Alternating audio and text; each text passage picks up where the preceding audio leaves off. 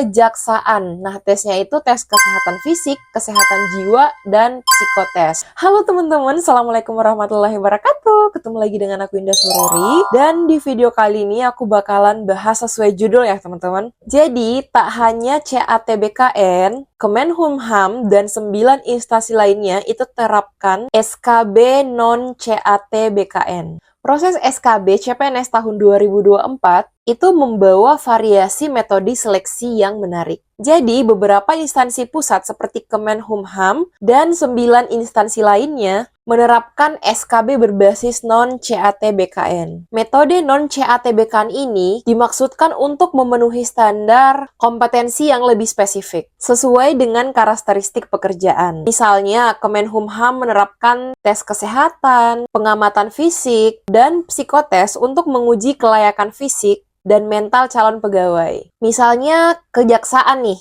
melakukan tes kesehatan fisik, tes kesehatan jiwa, dan psikotes untuk memastikan calon pegawai siap secara fisik dan mental dalam menjalankan tugasnya. Kita intermezzo sedikit ya teman-teman, mungkin di antara kalian ada beberapa yang kayak, Kak, mukanya gitu amat, ekspresinya gitu amat, jadi kayak kelihatan songong nggak sih? Nggak, teman-teman. Jadi ekspresi aku memang seperti ini. Jadi kalau misalnya kalian terganggu ataupun misalnya ada yang nggak berkenan untuk kalian, kalian bisa dengerin aja suaranya, nggak perlu lihat gambarnya. Oke, teman-teman, kita lanjut.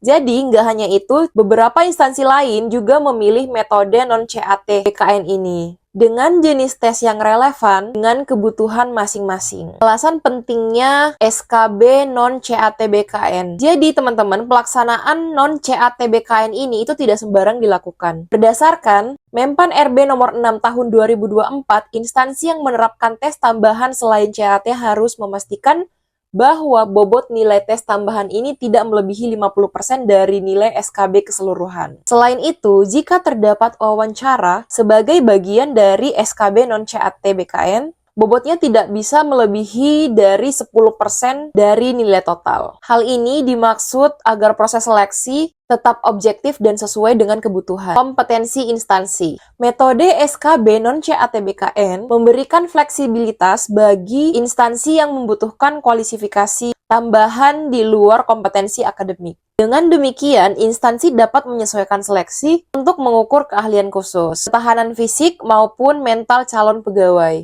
Harapannya, pegawai yang lulus non-CATBKN ini adalah mereka yang benar-benar siap secara fisik dan mental untuk menjalankan tugas yang relevan. Jadi, instansi yang menggunakan non-CATBKN ini adalah, yang pertama adalah Kementerian Hukum dan HAM atau Kemenkumham. Yang pertama adalah tes kesehatan, pengamatan fisik, dan psikotes. Yang kedua adalah kejaksaan. Nah, tesnya itu tes kesehatan fisik, kesehatan jiwa, dan psikotes. Nah, teman-teman, untuk psikotes, aku udah bikin playlist. Jadi, kalian tinggal masuk aja di channel aku, swipe ke kanan, nanti ada playlist bagian psikotes. Jadi, semua jenis psikotes akan aku bikin di situ ya, teman-teman. Oke, kita lanjut. Yang ketiga adalah Kementerian Pekerjaan Umum dan Perumahan Rakyat atau PUPR, yaitu psikotes. Yang keempat, Badan Intelijen Negara atau BIN, tes kesehatan daerah dan tingkat pusat, itu kesehatan psikolog dan mental ideologi. Yang kelima adalah Badan Nasional Pencarian dan Pertolongan atau Basarnas,